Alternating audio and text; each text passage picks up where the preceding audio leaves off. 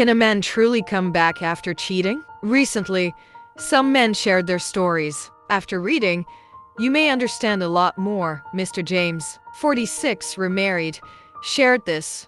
I cheated 2 years ago. My wife found out this year. She cried, followed me, and caused scenes. So I asked for a divorce, thinking she'd beg me not to go. But she agreed. I told her we'd handle it after the new year, hoping she'd given by then. I didn't really want a divorce, I just wanted her to accept the affair. But she didn't beg. She stopped calling. One day, on my birthday, I came home and saw my wife and kids laughing and heading out to a movie. No one invited me. I felt like a stranger. I unblocked her WhatsApp and saw she had started working again, taking the kids out, and living well without me. She looked strong, like she had let go. That scared me. I asked to talk. I poured my heart out. She just listened quietly and said, if I were you, maybe I'd have cheated too.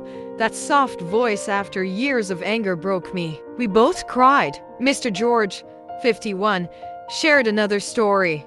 At 50, I felt old, scared of aging. Then I met a 22-year-old girl. She was full of life, made me feel young again. But she was controlling, demanding, and couldn't stand hearing no. She once faked being sick to keep me from my daughter's birthday. Later, she caused drama, threatened suicide, and even answered texts to my wife pretending to be me. I got scared and pulled away. She found my home, yelled at my family, and threatened my job. That's when I knew I wanted peace. I let her go and returned to my family. Home is where I feel safe. What can women learn from this? Don't chase him. When you walk away and live well, he may realize your worth. Find yourself again. Many women lose their identity in marriage, but once you stand tall again, you shine. Emotional connection matters. When you stay calm, he listens. When you grow, he notices. If a man cheats, it's not always about the other woman, it's about his own escape. But if you grow stronger,